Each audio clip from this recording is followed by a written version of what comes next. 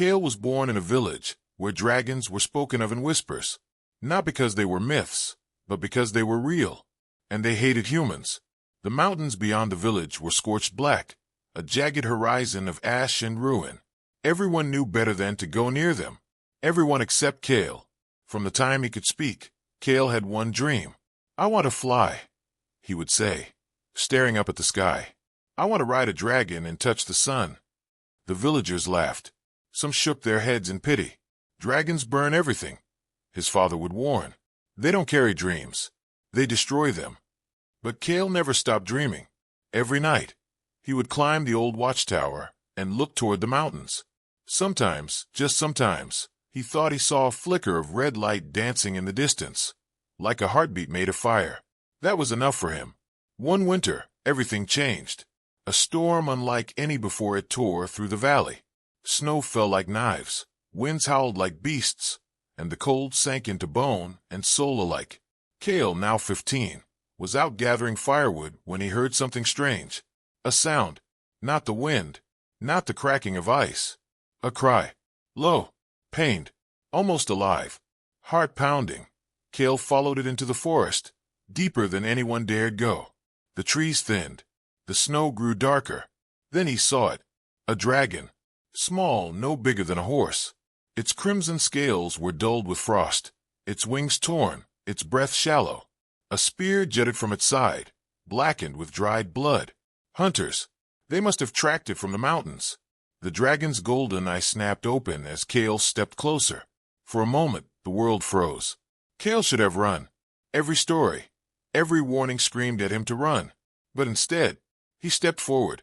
Slowly, carefully. "I'm not going to hurt you," he whispered. The dragon growled weakly, a flicker of flame sputtering from its jaws, but it died as quickly as it came. It was dying. Kale looked at the spear, at the blood, at the storm closing in. If he left it, it would be dead by morning. If he stayed, he might be too. His father's voice echoed in his mind. Dragons destroy dreams. Kale clenched his fists. Not this one. The snow was relentless as he worked. His hands shook as he gripped the spear. The dragon snarled, its body tensing.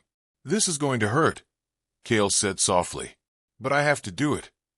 He pulled. The dragon screamed. Fire burst from its jaws, scorching the snow around them, but Kale didn't let go. He ripped the spear free and stumbled back, gasping. The wound bled heavily. Kale tore off his cloak, pressing it against the dragon's side. "Stay with me," he murmured. He didn't know why he was saying it. Dragons didn't understand human words. Right. The dragon's eye stayed locked on him, watching, burning, alive. Hours passed. The storm howled. Kale built a fire, shielding it with his body, feeding it with what little wood he had. He melted snow for water, carefully bringing it to the dragon's mouth. At first, it refused. Then, slowly it drank. "Good," Kale said, a tired smile breaking through the cold. "You're stronger than you look." The dragon huffed softly, a faint curl of smoke rising from its nostrils. Kale leaned back against a tree, exhausted. "You know," he said, staring at the flames, "I've always wanted to fly." The dragon tilted its head. Kale chuckled weakly. "Stupid, right?" He looked at it, really looked at it, at the power hidden beneath its wounds, at the fire waiting to be unleashed. "I used to dream about it every night," he continued. "Riding a dragon, seeing the world from the sky, feeling free." His voice softened. "But that's not going to happen." The wind howled louder, as if agreeing. "Still," Kale said, closing his eyes, "if I could just fly once, I think that'd be enough." Silence followed. Then, a low, steady rumble. Kale opened his eyes.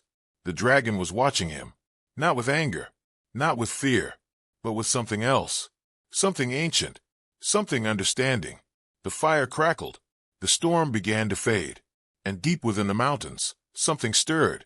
The storm passed, but something far greater remained.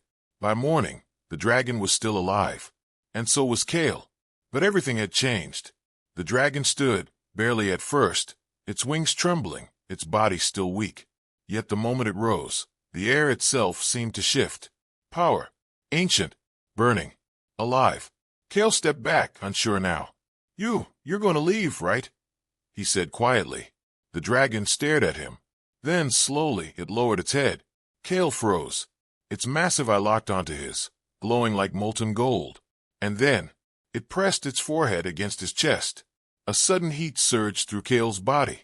Not painful, but overwhelming. Images flashed in his mind. Flames, skies, endless horizons, and a voice, not in words, but in feeling. You stayed. Kale gasped, stumbling back. What was that? The dragon exhaled softly, a small puff of fire curling into the air. Did you just talk to me? Silence. But somehow he knew the answer. Days passed. Kale didn't return home. He couldn't. Not yet. Instead, he stayed with the dragon, tending to its wounds, bringing food, learning its movements. He named it Ignis, because fire deserved a name. And Ignis grew stronger, faster than anything Kale had ever seen. By the third day, it could fly. Short bursts at first, clumsy and strained. By the fifth, it soared. Kale watched in awe as Ignis took to the sky, wings slicing through the clouds, fire trailing behind like a comet. A dream. His dream. Right in front of him. One evening, as the sun dipped below the mountains, Ignis landed beside him. And then, it lowered its wing. Kale blinked. What are you doing? Ignis nudged him. Again. Kale's heart began to race. No way. Ignis huffed, a small burst of flame flickering. Are you serious? The dragon's gaze burned brighter. Kale swallowed hard. This was it. His dream. The one thing he had wanted his entire life. And yet, his hands trembled. What if I fall? Ignis didn't move. What if I can't do it? Still nothing. Just that steady, unwavering gaze. Kale took a deep breath. Okay. Climbing onto a dragon was not graceful. Kale slipped twice, nearly falling before finally gripping onto the ridge of Ignis's back. Don't drop me, he muttered. Ignis snorted, and then it leapt. The world vanished.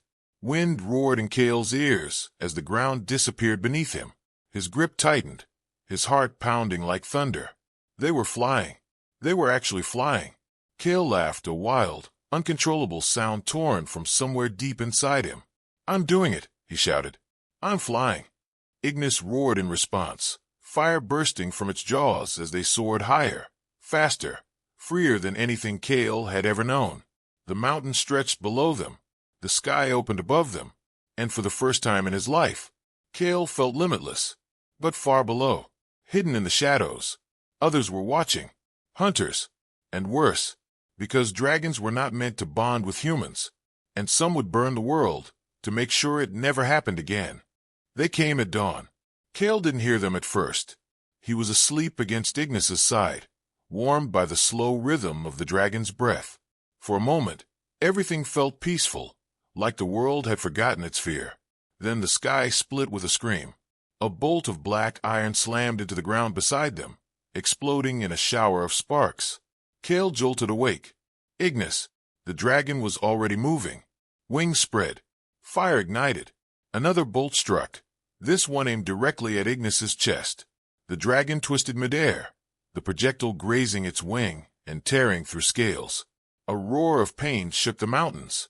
Kale looked up, and his blood ran cold. Airships, 3 of them, hovering above the tree-line, their hulls bristling with weapons. Chains hung from their sides, barbed and glowing with anti-dragon runes. Hunters, no worse. Dragon breakers. They found you, Kale whispered. Ignis growled, flames spilling from its jaws. From the lead ship, a figure stepped forward, cloaked in black, mask forged like a dragon's skull. Target confirmed. The figure called. The hatchling lives. And it's bonded. A pause. Then, kill the human. Kale's heart stopped. The first volley came fast. Spears of enchanted steel rained down, each one humming with power meant to pierce dragon hide. Ignis took to the air, dodging, weaving, but there were too many. Go, Kale shouted. Leave me. Ignis didn't listen. Instead it dove. Straight toward the ships. Ignis, no. Too late. Fire erupted. A blazing torrent engulfed the nearest vessel, turning wood and metal into molten ruin. The ship screamed as it fell, crashing into the forest below. One down. Two remained, and they were ready. Chains launched from their decks, snapping through the air like serpents. One wrapped around Ignis's leg. Another caught its wing. The dragon roared as the chains tightened, glowing brighter, draining its strength. Ignis. Kale clung tighter, panic surging. The ships pulled, dragging them down.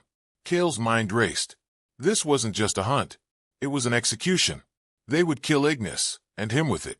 Unless a memory surfaced. The night by the fire. I've always wanted to fly. Kale looked at Ignis, at the bond between them, at the fire waiting to be unleashed. Then let's fly higher. Ignis stilled.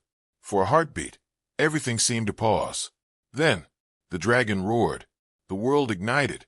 Flames burst from Ignis's body, not just from its jaws, but from its wings, its scales, its very core. The chains glowed red, then white, then shattered. Kale felt the heat surge through him again, stronger this time, overwhelming, unstoppable. Images flooded his mind. Ancient skies, endless battles, dragons soaring above burning worlds. And a truth. This was no ordinary bond. Ignis, Kale whispered. The dragon turned its head slightly, waiting, trusting. Kale took a breath. Let's finish this. They rose, higher than before, higher than the ships, higher than fear. Then they dove. The second ship fired everything it had. Bolts, spears, explosions of magic. Ignis tore through them all. Fire met fire and consumed it. Kale raised his hand instinctively, and the flames obeyed. A wave of blazing energy surged forward, slamming into the ship and tearing it apart midair. Kale stared at his hand. I did that. Ignis roared in agreement. One ship left. The final vessel retreated, engines roaring. The masked commander stood firm. Impossible, they muttered. A human wielding dragon fire. Kale met their gaze. No, he said quietly. Not wielding. He looked at Ignis. Sharing. The last ship didn't run. It ascended, higher than the clouds, higher than reason, as if it was calling something. Kale felt it before he saw it. A presence. Cold. Ancient. Wrong. Ignis, he whispered. The dragon growled, unease rippling through its body. Then the sky cracked. A massive shadow tore through the clouds. Wings like storm clouds. Eyes like dying stars. A dragon. But not like Ignis. This one was older. Broken. Chained. Its body was bound in glowing restraints, each one pulsing with the same runes as the chains before. The commander's voice echoed across the sky. Behold the end of your kind. Kale's heart sank. They enslaved it. Ignis roared rage, grief, fury all at once. The ancient dragon moved. Slow, heavy, controlled. Then it attacked. The clash shattered the sky. Fire met shadow. Light met ruin. Ignis was fast. Faster than anything Kale had ever seen. But the ancient dragon was relentless. It didn't dodge. It endured. Every strike. Every flame. Like it didn't care if it lived or died. Kale clenched his fists. This isn't a fight, he realized. It's a puppet. The chains glowed brighter with every command from the ship. Controlling it. Forcing it. Breaking it. We have to free it. Kale shouted. Ignis hesitated. One wrong move. They could both die. Kale leaned forward. Trust me. The same words he had spoken before. The same trust Ignis had given him. A heartbeat passed. Then Ignis turned. Not toward the dragon, but toward the ship. They flew straight into hell. Every weapon fired. Every defense activated. Didn't matter. Ignis burned through it all. Kale felt the fire rise again. Stronger, wilder, alive. He reached out, and the flames answered. Together they struck. The ship exploded. The chains faltered. For a moment, just a moment, the ancient dragon stopped. Its eyes flickered. Free. Kale didn't hesitate. Ignis now. They flew closer. Closer than safe. Closer than sane. Kale reached out his hand. The dragon roared. Then paused. Its massive eye locked onto him. And Kale spoke. Not in words, but in feeling. You're not alone. The chains shattered. One by one, exploding into sparks of dying magic. The ancient dragon screamed, not in pain, but in freedom. It turned, not on them, but on the sky, and unleashed hell. Fire, real fire, Dragonfire. The kind that legends feared. The sky burned. The world watched. And in that moment, 2 dragons rose. Free. By the time the flames died, nothing remained of the dragon breakers. No ships. No chains. No control. Only ash. And silence. Kale sat on Ignis's back, breathing hard, his body still glowing faintly with the last embers of their shared power. Below them, the world stretched out, untouched, unchanged. But everything had changed. The ancient dragons circled once, twice, then landed before them. Massive, unstoppable, free. Kale swallowed. Are we about to die? Ignis huffed. The ancient dragon lowered its head, slowly, carefully, and bowed. Kale froze. What? Ignis rumbled softly, almost amused. The truth settled in Kale's chest. This wasn't fear. This wasn't dominance. This was recognition. The sky above them glowed faintly red, not with destruction, but with something new, something rising. Days later, Kale returned to his village. Not alone. When the people saw him, they panicked. When they saw Ignis, they ran. When they saw the second dragon descending from the clouds, they fell to their knees. Kale stepped forward. I'm not your enemy, he said. His voice carried, not loud, but undeniable. They're not your enemies. The villagers trembled. But dragons. Destroy. Kale finished. He shook his head. Only when we give them a reason to. He looked up at Ignis. At the sky. At the dream he once thought impossible. I shared a dream, he said quietly. And it answered. Years passed. Stories spread. Not of destruction. Not of fear. But of something else. A boy who saved a dragon. A dragon who carried a dream. A fire that didn't burn the world, but changed it. They called it many things. The Sky Bond. The Flame Pact. The Age of Dragons. But the one that lasted, the one whispered across kingdoms and stars alike, was simpler, stronger, unforgettable. The legend of fire. Fire the end.